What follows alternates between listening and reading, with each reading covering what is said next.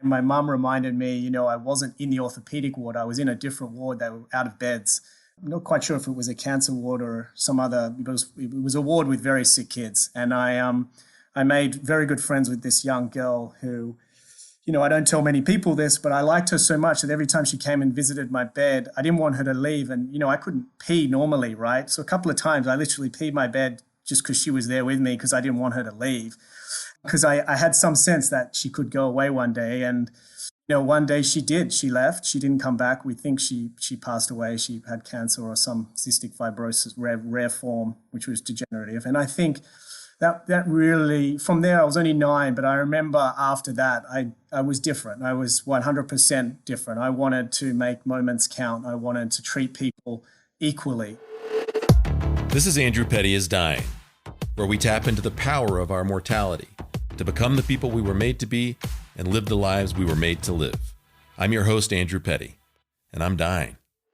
I hate to say it, but so are you.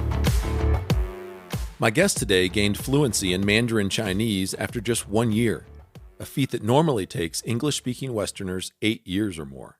In fact, China's Global Times reported that Jono Belz learned Mandarin faster than any other white person on record.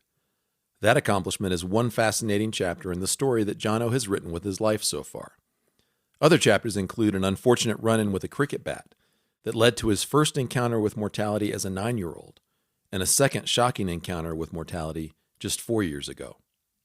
In addition to the fact that I just find Jono super interesting, and who doesn't like listening to an Australian accent, I wanted you to meet Jono because his story illustrates so well 3 themes that I hit on often in this podcast, and that I hope you're taking to heart more and more.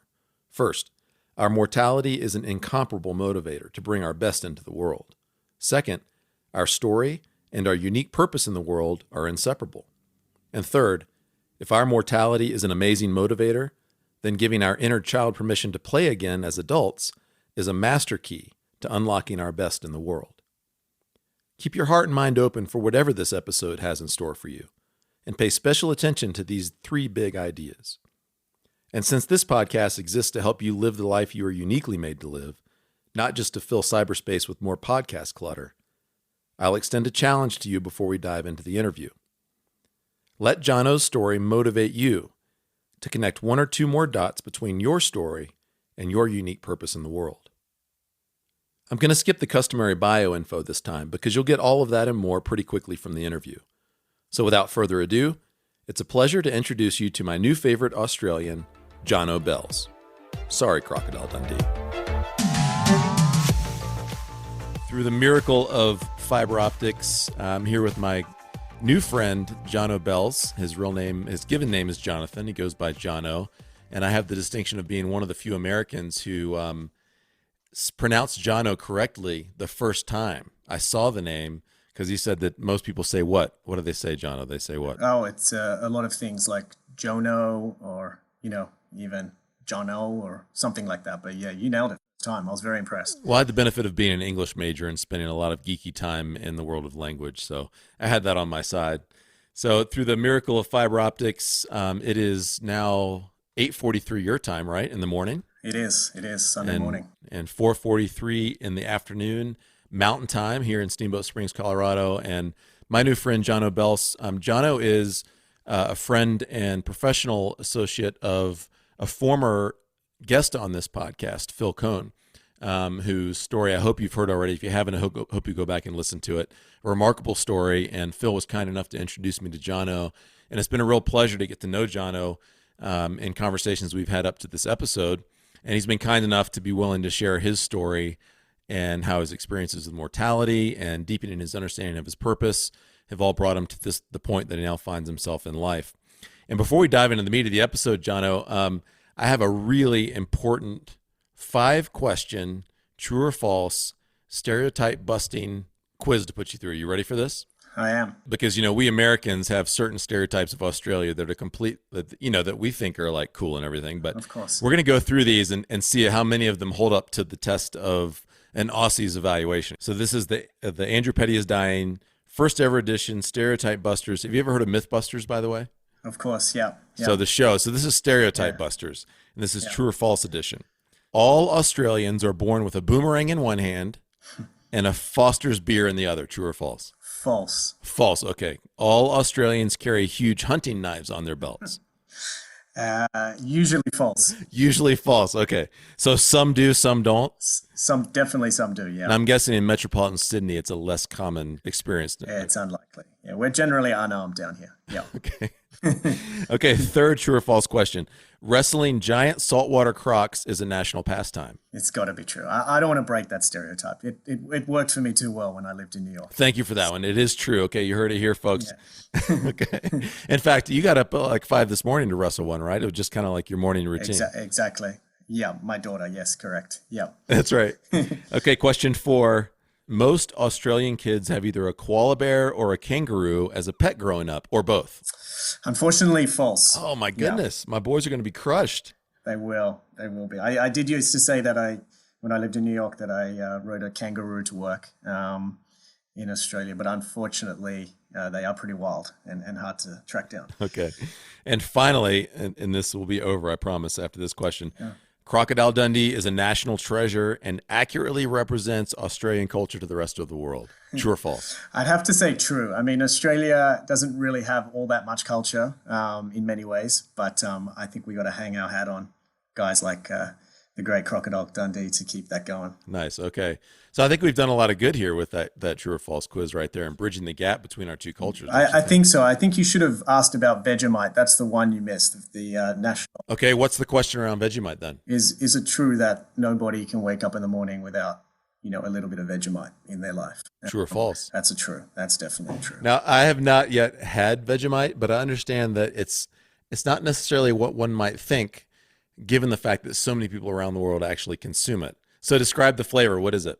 It is a extremely salty and extremely bitter version of, perhaps some other spreads that you guys would know, like a peanut butter or something like that. Okay, it's hard to place it. But, if you ever want a reason if you're ever debating why it's, nurture over nature for anything, it's Vegemite.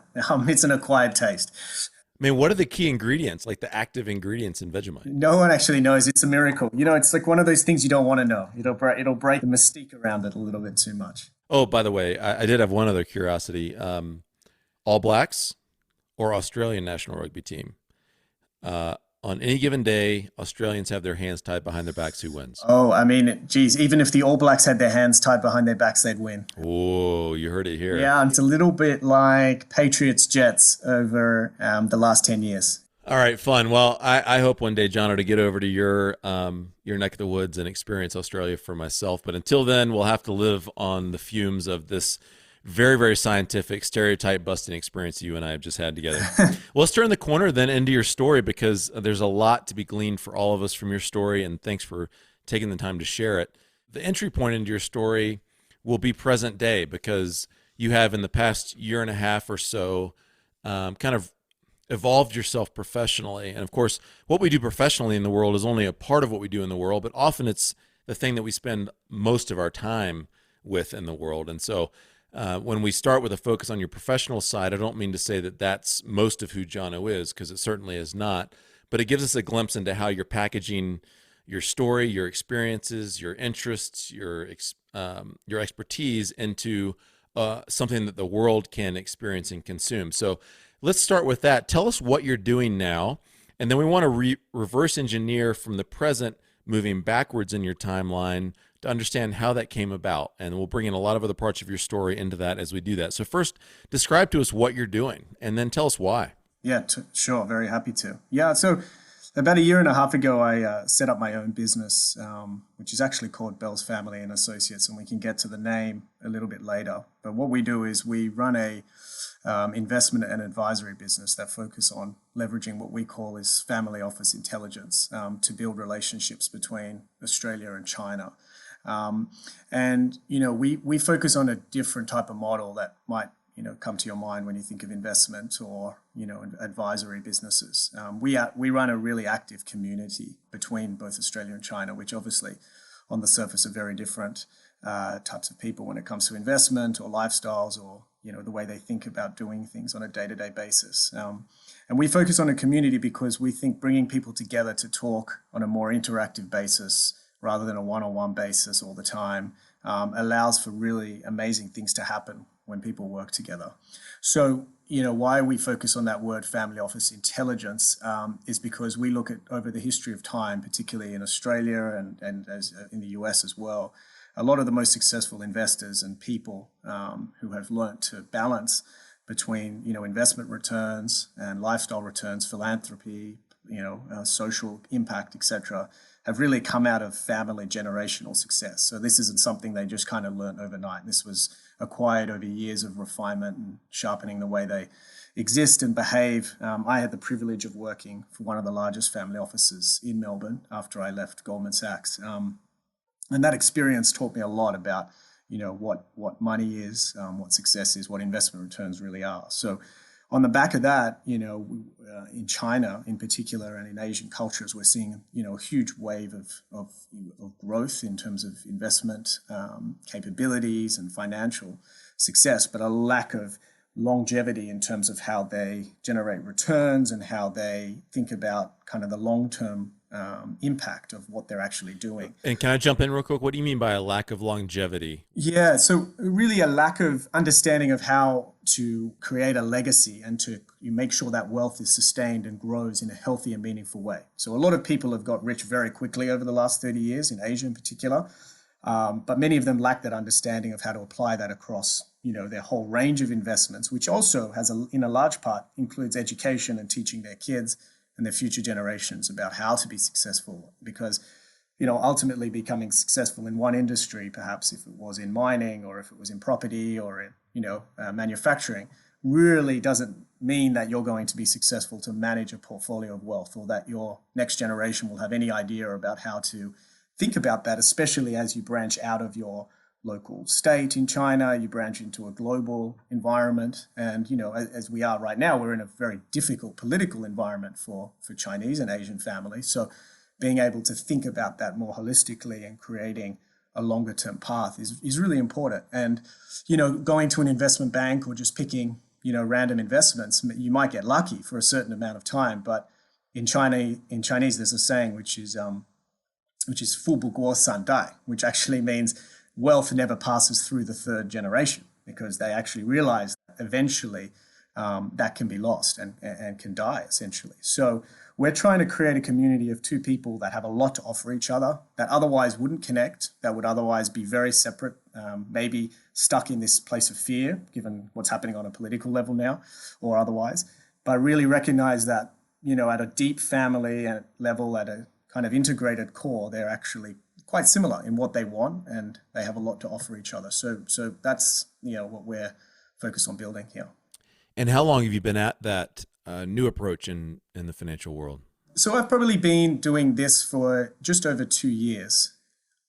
My shift came while I was at the family office in Melbourne working for this large family group. And I brought a lot of my skills from investment banking and this gung-ho of doing deal approach at all costs, bottom dollar matters on every investment. And working at a family office, you learn quite quickly that often it's not about the bottom dollar. It's, do you want to do something? Does it have impact? Does it matter to me? Because they don't have to do transactions. This is a multi-billion-dollar family office. So the questions are very different. So my approach ultimately didn't work there, because I would, inevitably go to the CEO of this business and say, hey, you're paying too much for this asset, or why are you doing this? And the question never came to a bottom dollar. It came back to impact and who can I bring on the journey with me? And that's where, part of my experience helped me think about, ultimately, while, of course, making the right decisions in investments matter, it also is just as important who you're investing with and how you go about that experience for you. It happened to be at a pretty pivotal moment when I was working at the family office that more and more Asian families, and Chinese in particular, were coming off their initial investment experience in Australia and in the US and looking for a more meaningful experience for their own wealth and for their families. That's where I started to really see that there was an opportunity to do something a little bit deeper than what had been happening in the investment and the broader family office, as we call it, community. And I decided, you know what, it's a good time to jump on in. I could have stayed at that family office and tried to, I guess, start it there. But ultimately, I didn't want to just bring the community within one little pocket of the family office world in Australia. I wanted it to be a really open community and allow as many people to participate, to engage and grow. And, I think that openness has really benefited us so far. What is a family office for listeners who aren't familiar with that in the financial world? What is a family office? What characterizes it? Yeah, so family office, I think a good way to characterize it is just think about a family that has reached a certain stage of wealth that they can manage their own investment affairs in-house. And that doesn't mean necessarily that it's just the family that decides who and where to invest. Often they'll hire third-party providers or people outside the family to manage the wealth. But it's it's a business that's set up for this purpose of managing the long-term wealth of the family. So, just in the same way that you would have a fund of external people, in a hedge fund or a mutual fund, etc., a family office really manages the wealth of that family. Occasionally, it combines, which is called a multi-family office, and a number of families come in together and do it that way. But I guess the key characteristics is thinking, we've reached a point now where we really need to think of our family's wealth as independent to what has created it to this point. There's a critical mass in the family's wealth accumulation where now it's a thing unto itself that needs its own management and has its own ability to act in the world in a significant way. Correct. Okay. Cool. Correct. And it's an investment. Yeah. Mm. And if your enterprise, the new enterprise that you've started over the past couple of years, was succeeding in every conceivable metric that you have for it, what would that look like? What would it be doing in the world? It's a great question. I think most importantly for me is interaction and actually doing things together, right? There's a lot of think tanks out there. There's a lot of groups that meet for coffees and talk about the problems between cultures, Australia, the Western world and China, etc. But for me, the evidence of success is people still doing things together, because ultimately, if you want to look past the political rhetoric and kind of all the problems that are out there, if you see two people that are transacting together to build, whether it's we're working on a renewable plastics business at the moment, or an online education business, or Australian families investing in Chinese technology, which is happening, and you see the evidence of that happening through my platform and the connections being made. That's fantastic success for me. The sharing and the outcomes there, and people willing to dare to take that risk to work with people that may not be the easiest path. Right. So Australians particularly naturally gravitate to the US or the UK for their investment opportunities, or for, if companies want to access the market. But the reality is we have an incredible opportunity on our doorstep, on our time zone. And that takes just a little bit more of a mind shift and a risk tolerance that, is actually still quite hard for Australians to get to. But it's there. So if I can encourage that, and then likewise, coming in, for Chinese and families and businesses, when they come to Australia, it's often easier to just trust an accountant or a lawyer or some other person they know for a long time here, an auntie or a cousin who spruiks an investment and says, hey, go this way, or follow a Chinese person who did this. But we're encouraging them to think just a little bit different, to be a little bit more vulnerable, a little bit more open, to say, these are my problems. This is not quite how I've done business before, but I know if I tap into that different way of approach to meet people who are actually like me at a core level, it's a longer investment path. There's going to be some uncomfortable topics that come up along the way. It doesn't mean you have to air your dirty laundry by any means, but if you just tap into that, there's a whole world out there, that an experience that's going to be ultimately beneficial. And I believe both sides of the equation are at that tipping point, and it's happening. But if I can look back and say, I've really turned that into a new way of doing business, not, competing for deals, or I'm not going to share my client base. So we're radically different, right? We have a group chat on a couple of different sites that, shows all my clients, right? And I know other firms, investment banks would do that. So my clients can talk to each other, no problem. And I have no fear of that, because ultimately if I'm bringing people together and they're going to talk about things, good on them. That's ultimately I think they'll come back and to where the initial trust point was and do the really big things and make the really big connections. But it is radically different. Some people think it's crazy to share your list of clients with other clients, but it's something I enjoy doing. The thing that sticks out to me, Jono, as you share what your business does is the emphasis on connecting people and in relationship. Now, that's my language. I don't know if that's language that makes sense to you or not, but that seems markedly different than what most other financial investment firms would be interested in. So what has created that emphasis for you, if I'm accurate in my understanding of what you're trying to achieve? Yeah, no, 100%. And starts to get into my family's history a little bit.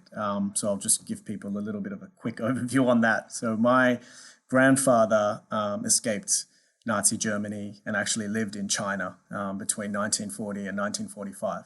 It's an amazing story of survival and kind of quite common with a lot of Jewish people at the time. And, one of the experiences that he had and a lot of people that lived in China at the time was that despite, incredible poverty and really oppression at the time, and they were living in the so-called Shanghai ghetto, he talked a lot about how the experience for him was quite positive. A lot of the Jews that were living there said that, the Chinese shared food with them, toys and games, etc. And they look back on that with fond memories, which is quite interesting considering how difficult it was and how they left family and behind, etc. And it's a completely different culture. And what that spoke to me about was really the importance of connectivity and how that can cut through a lot of other obstacles. If you really find that human connection, no matter who the cultures can be, and ultimately sometimes differences attract in that way, find differences, but find the commonalities at the same time, you can create something really powerful, whether it's in business, whether it's in personal connection or otherwise. And I found in my experience, just doing deals in investment banking wasn't going to quite cut it for me. And it wasn't going to cut it for a lot of people actually around me who didn't really want to admit that. And I know you've interviewed Phil before and he had exactly the same experience. But a lot of people didn't really know what the alternative was because it didn't exist, or it was just the way the world was. There was a silent complicity to it all, as we know exists in many different ways today. And I think if there is no alternative, you fall into line. But we're lucky enough to live in this world now where, it is choice and you do have a choice. And if it does become available to you to connect with people and look at things from a different lens, especially when you're talking about issues around your family and, long-term wealth creation and who do you really want to be associated with? What's the sort of legacy? The right people will come around to that. And that doesn't mean everyone will do business that way, but I like to think naturally the ones that are open to it are probably the right people we want anyway in the business to work with. And frankly, I just don't have another way of interacting anymore with people. It doesn't do my heart any justice to, try close a deal for the sake of it anymore. And I'd frankly still be in investment banking if I thought that was going to satisfy me that way. How much of that do you attribute to sort of innate hardwiring, and how much do you attribute that, and maybe this is a difficult question to answer, but I'll throw it out there anyway, to your experience and your family of origin and your grandfather's story, which is a remarkable one, by the way, because one wouldn't necessarily connect the dots between Nazi Germany and China. So how did he set sail from Nazi Germany to China? Let's answer that question first. Just my curiosity is kind of going on that one.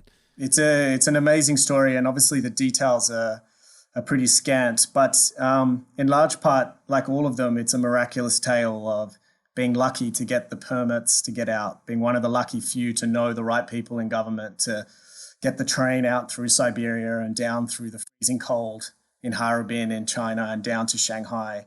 And ultimately, pure luck that he survived and many others in his family, the rest of my extended family and countless millions others didn't. So I think when you come from that family background and you understand the struggle and kind of the miraculous nature of you even being able to have the opportunity to do anything at all, it puts everything into a perspective very, very quickly for me. And I think from a young age, I've always been relatively serious around those topics and taking family seriously and kind of my role and responsibilities, almost, too much to some degree, to being, thinking, wow, I've been so fortunate that I have to do something important. I have to create this connection, and that can put a lot of pressure on yourself. So I think some of it is kind of hardwired in that respect as well. But the more you are able to do it, the more you're able to bring your passion to people and give them a better outcome, whether it's from a young age, bringing them a new toy that was in fashion and getting them smiling, to creating little sports teams with them or investment clubs. The more I did that, the more I, enjoyed that. And I think it builds on itself. So I think, yeah, for sure, the story out of Nazi Germany and the survival, that's kind of my background innately, is a massive influence. Amazing story. Continue to reverse engineer things for us from present day. You've brought in, 80 years ago, your grandfather's story of escaping Nazi Germany. What are the other key elements that you think have contributed to creating Jono Belz in the fashion that we now know you, and doing investment banking in the way that we now know you, which has this heavy relational emphasis across borders that aren't natural to cross, and I would wager to say even on some level are a little bit scandalous to cross, because China is one of those countries in the world. It's a juggernaut and growing, but there's plenty of bitterly differing opinions about, relationships with China and that kind of stuff. So continue to reverse engineer your story and give us those highlights that have led to this point for you. Look, I think there's been quite a few little instances in my life that have added up to really taking this big plunge. I don't think it's, an aha moment of, wow, I've got to do Chinese and I've got to just go out on a limb. I think I've already mentioned one of them. I think I'm naturally born with the desire to do more and to really challenge myself outside my own ego, to find something. And I think, from a very young age, it was me running around my room, escaping from kind of the world outside and having all sorts of crazy sports games with ridiculous amount of people playing them. My teddy bear was a fantastic cricket player. For those of you who know cricket, I'd write insane amount of scores on papers, endless notebooks of ideas and games and etc. And then I think, moving forward, I had a pretty bad leg injury at age 9. I snapped my femur in half on the last day of school. So I spent the entire summer holidays. And that was a cricket injury, right? As cricket of all sports. Cricket bats, if you guys know what they look like, they can be quite dangerous because they have that wedge on the back. So I dived because I thought I was going to get run out, which is like getting out in baseball, right? Getting, when the catcher catches it or whatever, and you get run out. And I tried to look really smart and threw my bat forward and landed bang on the wedge of the bat and snapped my left femur in half. And it was right on the growth plate. So they didn't have the option of putting a pin in. I had to lie in traction in Sydney summer, right? This was end of December. So it was 35 plus degrees every day with a traction. You can imagine how itchy it was with the plaster as a 9-year-old, and have multiple manipulations which were incredibly painful, passing out from the pain every now and then. Wow. But also at the time, my mum reminded me, I wasn't in the orthopedic ward. I was in a different ward. They were out of beds.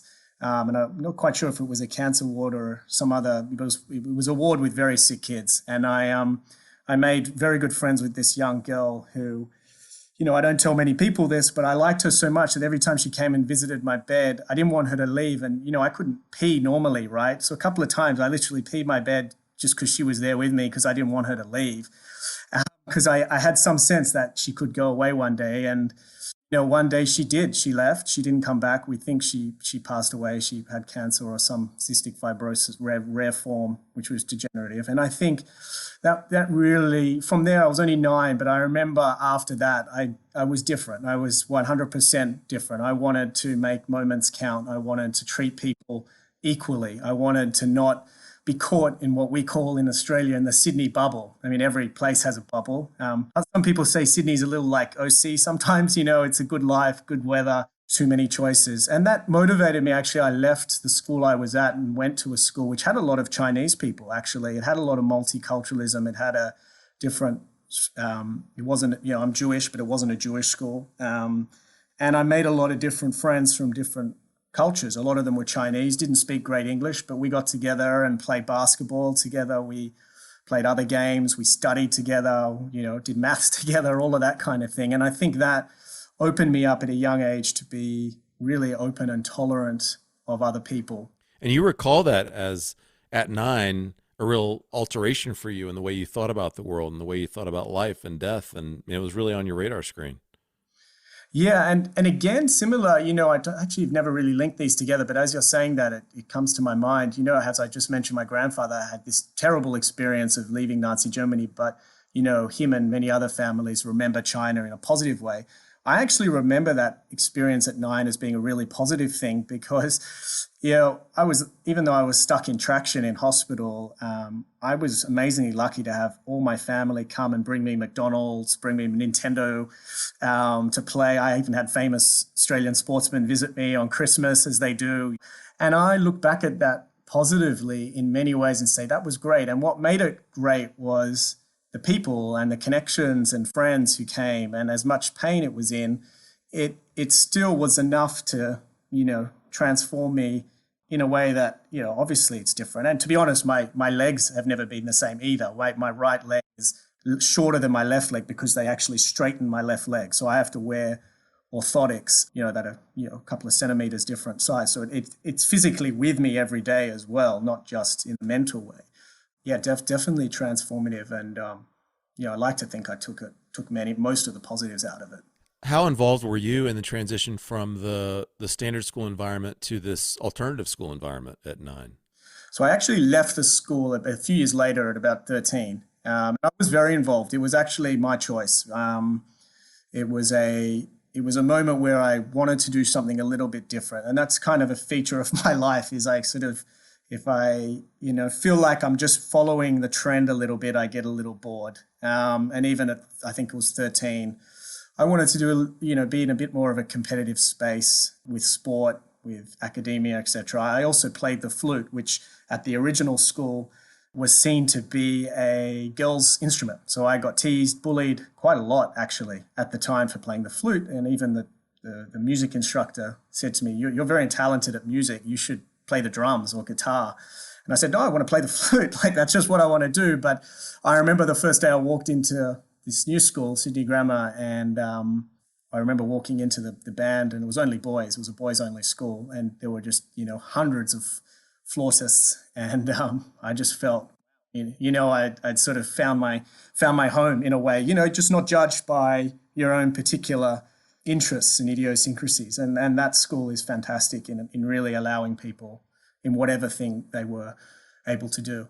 I'll get back to it a little bit later, but the amazing thing with the flute was that it has been the biggest help for me learning Chinese, because the flute is an instrument that uses the front of your mouth muscles a lot. So a lot of Westerners, when they learn Chinese, they struggle. But the fact I chose to play the flute has helped my embouchure, so that when I pronounce the really difficult sounds, it's made it a lot easier for me. So I'm really glad I stuck with it. And John, I want to pause real quick and just sort of directly address the listeners and give them a filter through which to continue to listen to the rest of your story. And that filter is one that I've spoken of often on this show, and one that's important to me personally and in my professional life as a coach, is just how strongly our story and our unique purpose in life are tied together. There are some ways in which we've intentionally been involved in our story in ways that lead us to our unique purpose in life. But, you picked up the flute because you like the flute, and, play the tape forward. You're learning Chinese and you're finding that you're exceptionally good at Chinese. You've shared that with me in separate conversations. And it wasn't like you chose the flute because you realized, oh, I'm going to want to learn Chinese down the line, and then it's going to help me build a business that helps family offices connect around financially meaningful deals and also connect relationally across borders. Yet there was no way to conceive of that, right? No way. Nevertheless, if you were to go back and sort of plot these points on your radar screen, they're all connected and leading towards something specific to Jono Belz's place in the world. And so I just wanted to put that little kind of PSA out there for our listeners as they listen to your story, and hopefully connect some dots for themselves as they think back on their own story and the different things that have contributed to making them who they are today. Because I think it's common for us to, especially the painful parts of our story, to want to minimize them, to jettison them, to push them aside, to feel shame around them. And in my own life and in the life of the clients that I work with, I encourage us to integrate and embrace all the parts of our story, because they are clues, breadcrumbs, if you will, toward the unique contributions we can make in the world. So with that done, continue to help us understand how you've become Jono Belz today and the key parts that have contributed to that. Yeah, so I think there's quite a few parts and moments that we can stop on. But I think I'll jump a little bit forward post studying law and finance and being in Wall Street, and then thinking about having that awareness deep down that perhaps I wanted to do something different. And why China, why Chinese, kind of where did that all come from? I think I was, running the body pretty much to a ground in Wall Street in New York. Is that like, apart from the illegal side of things, is sort of like the Wolf of Wall Street kind of, just go in that investment banking world? Yeah, and I guess a little bit of a different context, and as an Aussie coming to New York as a 25-year-old running, quite a significant part of the team in Credit Suisse in New York, and on the surface level, people accept you very quickly, right? You kind of are the Crocodile Dundee, you've got the great story, you've got something interesting, but it's a tough place to really get in there. You haven't been to the Ivy Leagues, you haven't, followed the Jets for 20 years, you don't really understand all the different nuances. So I think that's the pressure that was more than actually doing the business. Like I could do the deals, I was, fearless enough with enough coffee and Red Bull and all of that sort of stuff to get me through, as much as it was destroying me internally. But I think it was more that system of being an outsider in a really insider's world. It's not that open, in my opinion. That world for external people. It's a threat for a lot of people to take that sort of new influence. So I think that pushed me into thinking, what next?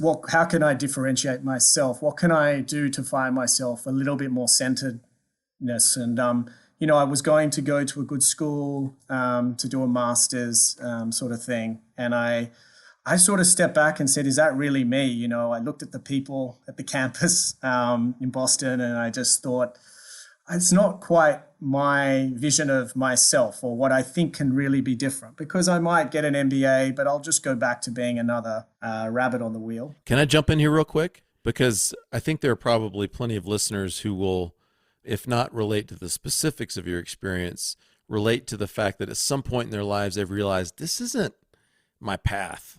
This isn't me. Something's off.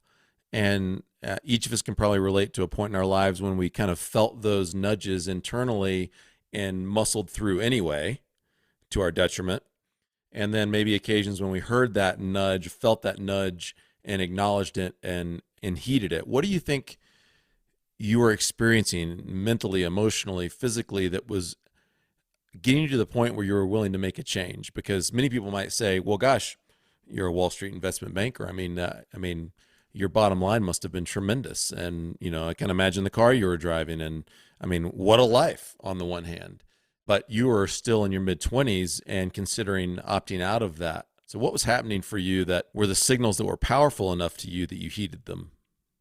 I think physically there were some red flags emerging for, a young, relatively fit 25, 26-year-old to have very high blood pressure, to have anxiety that was, getting to the point where people were saying, take this medication, take this, deal with it, put a Band-Aid on it, get back to work, be there at 6 a.m., have a coffee, toughen up. But that didn't feel right. I'm someone who generally leans into the emotion. So, pushing back against that felt okay for a little bit, but started to really wear me down. Weird infections in my elbows that put me in hospital for a couple of days, stuff that just shouldn't happen. Emotionally, there was, and spiritually, I think there was always an awareness that, I had more to give than, a deal that anyone else could do. I always thought I always knew from the start, if I left tomorrow, someone could replace me. But as you kind of go more and more into your path, and it started to weigh down on me. I started to think, they could fire me tomorrow. They will probably fire me at some point. And this was obviously post the greatest financial crisis of all time. So even though the markets rebounded, there were still months and months of people getting fired regularly in 2010 and 2011. Yeah. So I think that all added to thinking I need to have something else in my toolkit that was a bit different. It didn't mean that I jumped out of investment banking. I wasn't ready, and really only my dad's death moved me to do the radical big shift. But it did. I had enough there that I thought, you know what, I'm going to learn Chinese because, hey, this country is coming very quickly at us, growing extremely fast. And why aren't there more people embracing that culture? And thankfully, it also mirrored, a lot of the entry points for me also were around meditation and Confucianism and philosophies that helped me settle my internal rhythms and clock, even in New York. So it balanced that spiritual side along with that intellectual desire to be different. So Chinese just fit at that moment to be, to me, it made sense. Jono's decision to pursue Chinese as a personal interest and a differentiator in the marketplace led him first to a Chinese language program locally in New York City. Progress was slow at first, but when he got the opportunity to move to China for work a year later, his acquisition of the language really took off. The cognitive challenge taught Jono a ton about the way his brain works, and his best learning began to happen when he stopped trying so hard, let go, and focused on the learning rather than the final destination. The learning process also reconnected Jono with a part of his inner child that simply took pleasure in learning and being immersed in a new pursuit. That sounds like a totally energizing stage of your life. I can imagine, because I love learning, and it sounds like you love learning too, and just being able to immerse yourself in something that was that challenging, but also you're able to make regular progress in and really find some competency in over time. That must have been a really energizing time of life. Yeah, it really was. I mean, it was tough too because, it's cold in China. You don't know anybody. I intentionally didn't do what a lot of Westerners do. I really stayed away from the Westerners in China. I wanted to make local friends and go to local food places and do it the Chinese way, which is, they have the saying, 如香随俗, which is, when in Rome, basically, do what the Romans do. And, but it was energizing, especially because my progress was good. And I, managed to pass the highest level of fluency within a year. And it normally takes 8 years of focused studying to do that. So I was in the Global Times in China for the fastest Westerner to learn Chinese. And I really don't think I was gifted at languages. I was very much a maths, numerical person at school, finance, economics. So this was totally new part of my personality. I just think, the combination of doing it, figuring out my way and keeping that childish energy day to day. And look, where, like you said, fiber optics, where we're lucky. We're in a world where I could just download apps when I'm on the train, on the toilet, anywhere you are, just listen, play, try something different, learn it a different way, talk to someone, pick up the phone, and that just wasn't available 30 years ago to people learning the language. So it's so accessible. What would you say to listeners about this childish piece? How can they tap into that part of them maybe some people have lost track of, or they feel a bit of excitement around something, but for some reason prevent themselves from pursuing it? And in this case, it sounds like through a variety of circumstances that you couldn't necessarily have engineered, but nonetheless were part of your story. You were learning Chinese and pursuing it with a vigor and excellence that set you apart from all other Westerners and major periodicals in the Chinese culture. What would you say to listeners about paying attention to those little loves or interests or dreams or that pop up in their hearts? I don't think there's anything more important. I think people think of childish dreams and passions in a really binary way, which doesn't help them. It's like you're really childish, you shouldn't think that way, or be a child and that's all you can do, right? And I sort of have realized the answer as an adult is somewhere in between, which is you should allow yourself to be childish when you can and do that fully for that 10 minutes, 1 hour, 1 day, 1 year, whatever it is. But don't sort of second guess it if you're doing it. Do it. You've given yourself that time. And because children don't think that way. They're completely present in that moment. So if it's there, indulge it, even if it's 5 minutes a day. There is no excuse. That might be playing a sport, playing a computer game, whatever it is, learning Chinese. I think the tip is not to really think like an adult that way. And even if you do it for 5 or 10 minutes a day, that is going to allow you to tap into that. And that's really the only key thing, is not to overthink. Should I be doing this? Why am I still into computer games at 50? Or why am I, lately for me, it's also been tennis. I've gone like a kid into tennis. I'm buying tennis shoes, rackets. I'm playing all the time. I want to be the best tennis player at my age. And it's ridiculous because I'm past my fitness peak, but it's creating an energy and a passion. And it doesn't mean all I can do during the day, I can't work or function, of course, but I think it's just allowing yourself, whatever time it is, to really let that fly. I'm reading a really good book by Ozan Vrol called Think Like a Rocket Scientist. And he has a couple chapters in there that touch on the importance of play and embracing childlike perspective on the world and being willing to dream big. Moonshot thinking is how he talks about it. And really the vital significance of reintroducing that back into our lives to the degree that we've lost it. Because I think there's a whole large swath of culture that thinks adults look and act a certain way, and productivity looks a certain way and yields certain results. And we end up cutting off our noses to spite our faces in some circumstances because we don't indulge in unself-conscious play and just dreaming for the sake of it and being a little bit silly for the sake of it. And I know in my own life, the more I'm willing to permit that in, the more, quote, productive I am in all the classic senses that culture knows how to value and to measure. And so that means a lot, just that, that willingness to give into what we might call childishness. And those things can actually be some of the most important keys to unlocking some of our best contributions as adults. And it's not easy to do it. It takes work and time to really allow yourself. Like it has taken me a long time to really, we'll talk about my dad a little bit, but to allow that grief to be, powerful. And because, to me, one of the things I learned with Confucianism and Chinese generally, it's all about energy flow, right? It's just the flow. So if you want to flow in your work, you need to flow in your childish way as well, in your play. If you want to, same with kids, right? If they want to flow in their sleep, they need to have been flowed in the way they eat and they play, and it has to all align. And I think the same way with money now as well. If you want that to flow, don't focus on that. Focus on all the other areas of energy. And I think, as you say, that dreaming part is where you really allow your soul to fly, to flow. And I think that opens that up. But a lot of people, including myself, most people have a lot of stuff that just blocks it. So you have to figure out how to get it out, whether it's acupuncture, massages, go on a holiday, or whatever it is, all of those work for me well. But have you seen Eurovision?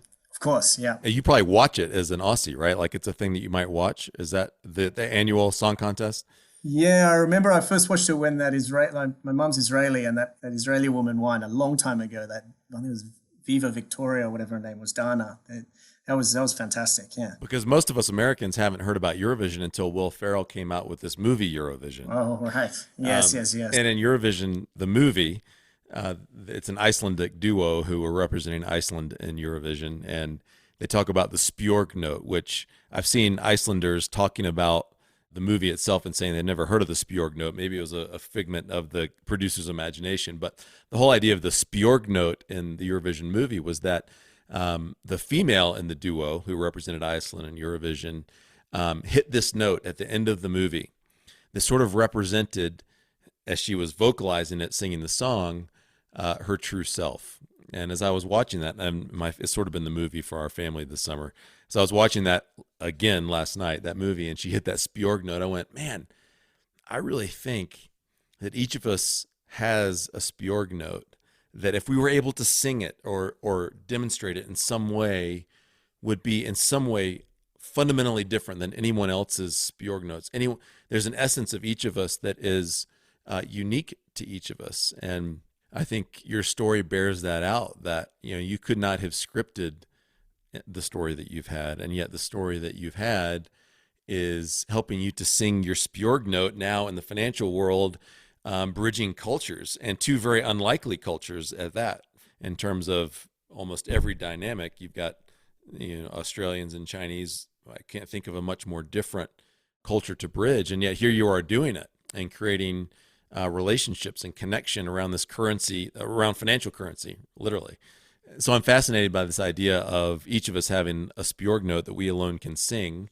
And what is that? And how do we continue to find that for ourselves? Because I think as each of us is able to tune into our own Spjörg note, then our contribution in the world is deepened and the world changes for the better. And your story is an example of that. Let's get to the story of your dad, and specifically what happened 4 years ago and how that has shaped this most recent chapter of Jono Belz's life. Yeah, sure. And it's good timing. It's literally 4 years ago, I think, tomorrow. So an interesting time to be doing this.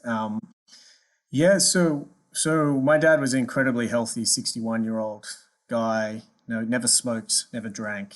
Happy-go-lucky guy. Except for Foster's, right? Yeah, except for Foster's. Just kidding. Just kidding. Man, even he didn't like Foster's, so it was amazing. So he was healthy, and he had some tragedy in his life. He'd lost his brother and his mum in quick succession. So I think he was carrying some grieving himself in 2016, but he was healthy. We never thought he would be compromised in any way, certainly not from a flu, which, he caught early in August 2016, and it weakened him to the point of, having a bad flu, as most of us have had, a bad cough, bad fever, kind of bedridden, but he bounced back in mid-August, and things seemed to be on the way back. He still had a pretty nasty cough, and then suddenly over the period of 2 or 3 days, and it's remarkably how similar it is to COVID-19 stories from younger people, his own immune system seemed to start attacking itself. It hadn't obviously completely cleared the virus. He developed pneumonia. There was one morning my mum called me, it was a Tuesday morning, and said, oh, he's a bit blue in the face. He's not really taking water. We're going to take him to hospital. At that moment, I was like, okay, that's unusual, but I'm sure he'll be fine. And then over the course of the next 24 to 36 hours, it just was a steady, quick, swift decline from, someone who could just had slightly poor oxygen levels, saturation levels, to the kidneys not really working, to his fingers are going purple, he's on life support, and he was dead within 36 hours. And it just mystified doctors. It was just incredibly shocking, right? There's no other word to say it. Now it's sort of a story you hear ridiculously common with COVID-19, but 4 years ago that was, flu does kill people. It just rarely kills healthy 61-year-olds. And they never really figured out what it was. It probably was something similar, but it was just such a glaring moment because, ironically, my mum was the one that we worried about. She's, got diabetes. She has a rare autoimmune disease. She's had moments of, that were quite scary as a child to see where she, had low blood sugar, etc. But then it was suddenly your strong father figure who just basically dropped dead. I'm sorry. That must have been remarkably bracing, shocking, world shaking on some level. What did your dad mean to you? So my dad was 100% my best friend as well. So that's the only way you can describe it. He was someone who never had enough time for his family and for people that he cared about, and we were lucky to be, in his world. Meaning by that he always gave his time to his family. Is that what you mean? Oh yeah, okay. Sorry, yeah, that's exactly what I mean. Yeah. He would. It could be any time of day, any situation, he'd answer the phone. And he was incredibly proud of us and what he had built for the family. And I think he deserved to see the next chapter. He worked so hard to be able to see, ironically, everything that's happened after his passing from myself and my sister. And he didn't get to do it. I'm so grateful I took him that year in January he's a huge Manchester United fan in the Premier League, and we always wanted to do a football tour, and I kept putting it off. And that year I almost put it off again. I said, hey, we've got next year, we'll do it the year after. And I just said, you know what? I don't know why. I just said, let's get on a plane, let's do it. We jumped on a plane and took him to Old Trafford to watch Manchester United play. And who'd they play? They played Chelsea. Oh, perfect. They drew, but he was just, talk about a childish dream. He was just a little kid in a candy store, and he was had the best time. And I'm so glad I did that. But we had that relationship of enjoying sport. We're both sport freaks, fanatics, and everything else. So it was as you say, the rug taken from under you moment for sure. Well, I'm so glad you had that trip. And for our listeners, let's just encourage ourselves.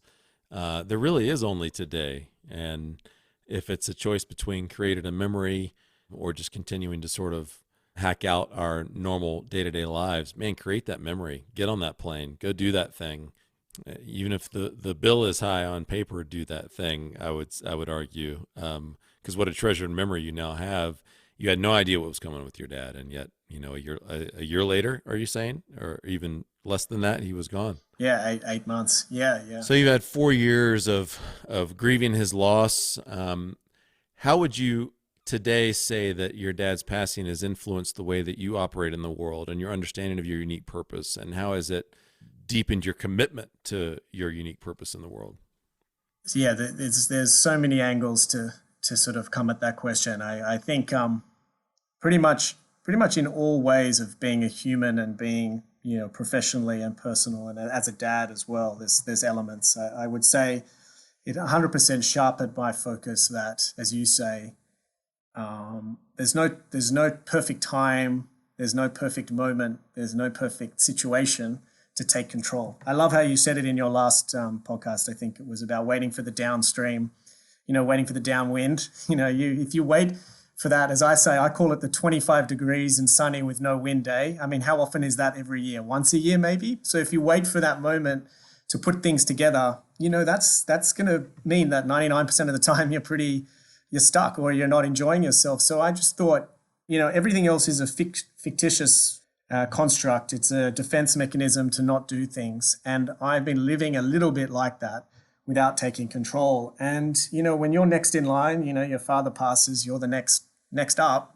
So I said, this is my time to create my own identity. I had been, I would say, living in the shadow, but I had definitely been living behind a good business card, a good salary, a couple of friends that were not serving me, including very close friends who, if something came up, I'd call for their advice. I didn't really have a strong opinion on my own identity and who I wanted to be or what my family would look like. And then I thought, it wasn't overnight, but quite quickly, this moment has to be used for something good. I want to carry on his legacy. I don't need to be him. I don't need to have the same business as him, but I want to be seen the same way he was when people at his funeral, didn't talk about how much money he made or what type of, accounting deals he did. They just talked about how he gave them the gift of time. He was there. They remembered him for being that person and what he brought. And I just thought that was my moment to step up and change a few things. And that started with leaving investment banking almost immediately. Leaving Goldman Sachs, it was a good position. I was a director at that point, very comfortable. People said, do not leave now. You've got too many changes going on in your life. What are you doing? You should keep the good job. You're losing control a little bit. But I always thought it was the opposite. I thought I was taking control. And I doubted it because people said, you're acting out of grief. You're acting out of confusion and you're lost. But it never really felt like that to me. And I'm grateful to say it still doesn't. It did, it wasn't a rash decision. It was really just acting on probably something I knew, as you said, deep down a long time ago, but just was waiting, I guess. And in previous conversations and the notes that you sent me prior to this conversation, you said you don't need to answer to anyone other than your own core and your dreams. How did that come to be a conviction for you? Because I resonate with that. I agree with that as adults, one of the great rights we're given is that of self-permission. I have the permission to do in the world what I'd like. And I think generally speaking, most adults have an orientation toward doing good rather than ill in the world. And assuming that as sort of a baseline, how did you come by this perspective that you don't need to answer to anyone other than your own core and your dreams? Because it sounds like that's what you were doing in that moment. Your dad's passing sort of turbocharged action for you. You went, no, I'm gonna make a change. I mean, leaving Goldman Sachs, the prevailing narrative there would be, dude, moron, you're making, high six figures. You've got a gravy train to run on. You're living a lavish life. What are you doing? And that your value system began to run completely counter to that in some ways. So what was going on there? Yeah, I think there's a few things. I think importantly, running that path doesn't lead you to create your own legacy, right? You're still completely beholden to someone else for your success. Yeah, the money's there for sure, the lifestyle's there, but you're not, tomorrow that someone else can replace you and no one's going to really remember your contribution until you get to very senior parts where you can, that can take 10, 15 years, if at all, to reach the upper echelons. And even you can argue CEOs of investment banks don't really make huge amounts of change. They do, but you know what I mean. That's a very unlikely outcome. I think that's part one. I think part two was that ultimate sense as well that sitting in Australia with my skill set of speaking Chinese and being someone who wanted to connect people and get in a little deeper and not just do billion-dollar deals meant that I was feeling a little wasted, especially without my dad around now, because, that had taught me so much about, how little time we have, right, ultimately. So am I just going to sit here and let those skills diminish, all that hard work of learning the language, of putting in the time, all that, I'm going to let that lesson go away? I mean, that's when I felt my dreams fly, that's when I felt really alive again. And do I let my dad's death kill that part of me as well, and kill that dream? No, I don't think so. I think it should be the opposite. It should motivate you to tap into that side of you, to take more risks, and not in a ridiculous way. These aren't going out and drinking and tapping into vices. These were this type of path. So I think all of that basically sharpened my awareness that, to be fearless for me wasn't, being under the comfort of kind of the existing paradigm that had got me, as you say, relatively comfortable, wealthy-wise at that moment and safe. But I think it was exactly that. I think it was safe. I don't think it was truly living. Now that you are pursuing your dreams with even greater intention and purpose, life is stress-free, right? And it's hunky-dory, and it's just bliss after bliss, day after day, right? No. Oh, geez. If only, right?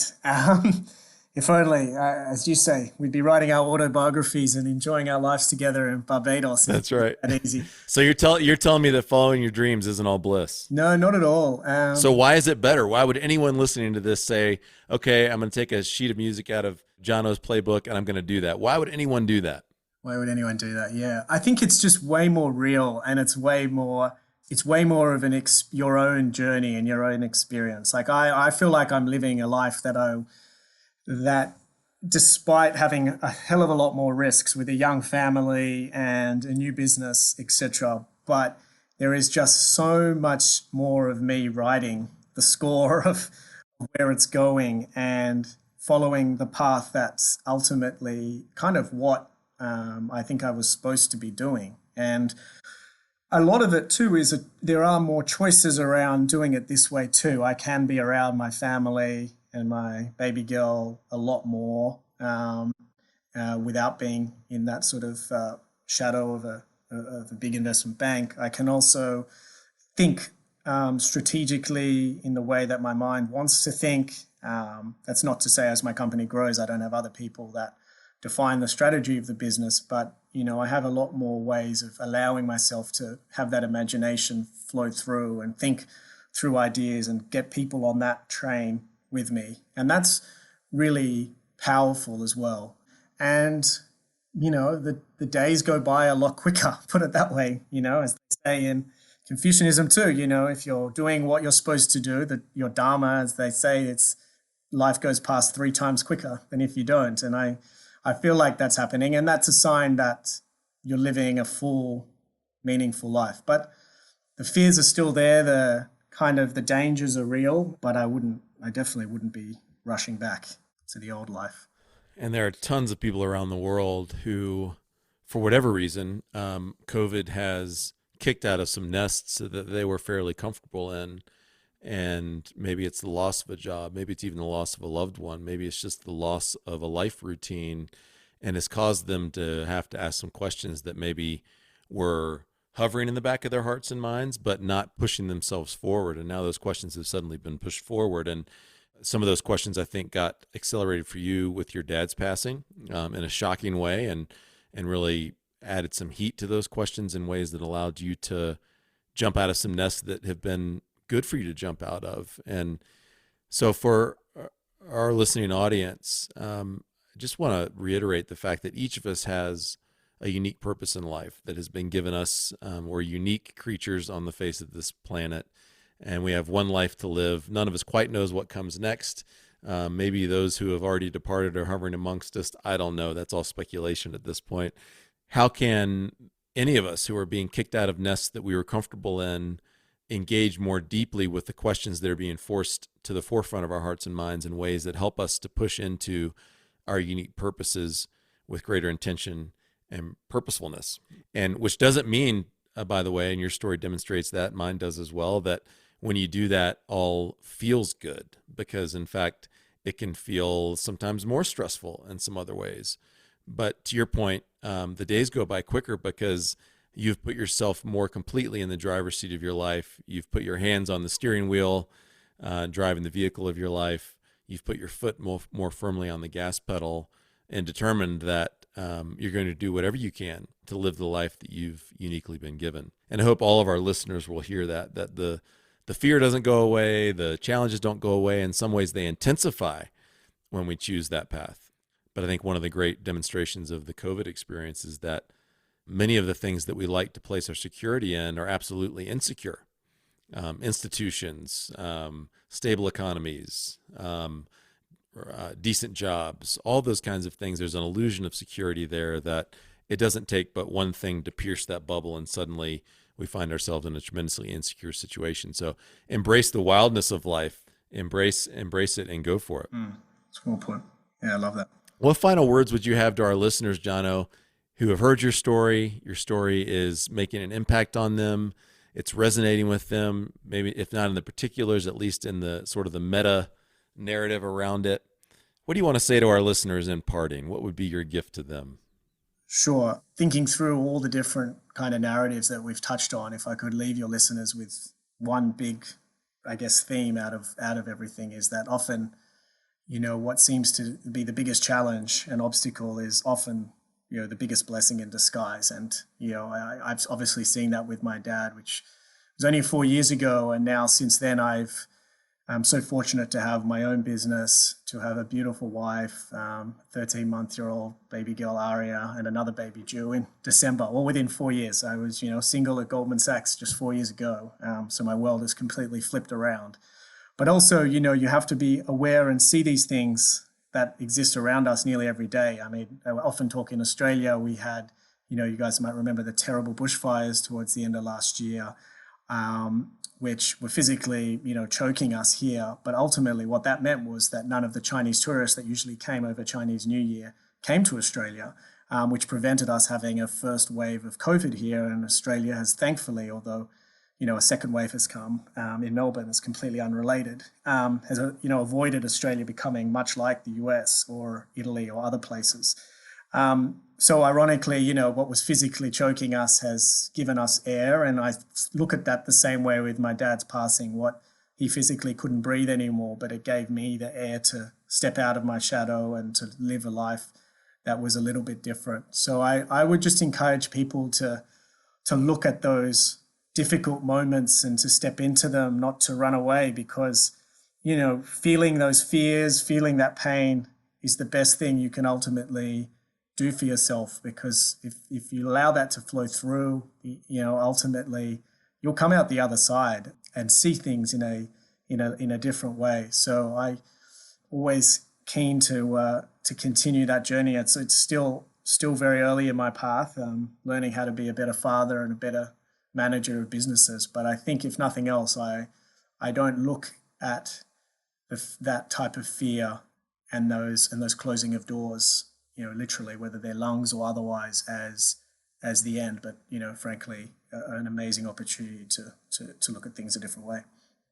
And you mentioned stepping out of the shadows, and I think that's something that I want to double down on for our listeners, is just to ask, what shadows are you still living in that it's time to step out of and into the light of and the weight of your own existence? And what are you not bringing into the world that is yours uniquely to bring into the world? And to Jono's point, what things feel like they're choking you that actually could be the very things that give you new air? That's a really counterintuitive thing, but I know in my own lifelong struggle with anxiety.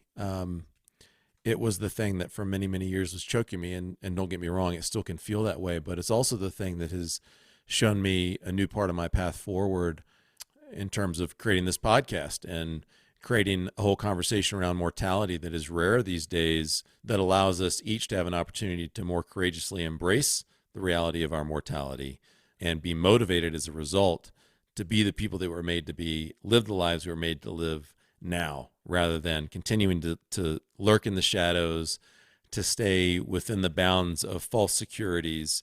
And so I would just encourage us all, with Jono's story as motivation today, to step out of whatever shadow we find ourselves in and into the light of our own life and really live it, COVID or not. In fact, I would say COVID is one of those things that, apart from the obvious physical choking that it can bring to people, can feel like it's choking our lives around us and constricting us. How can that very constriction be the thing that's leaving a breadcrumb of a clue to the life that you were made to live? Whether it's COVID right now, it'll be something else tomorrow or next year.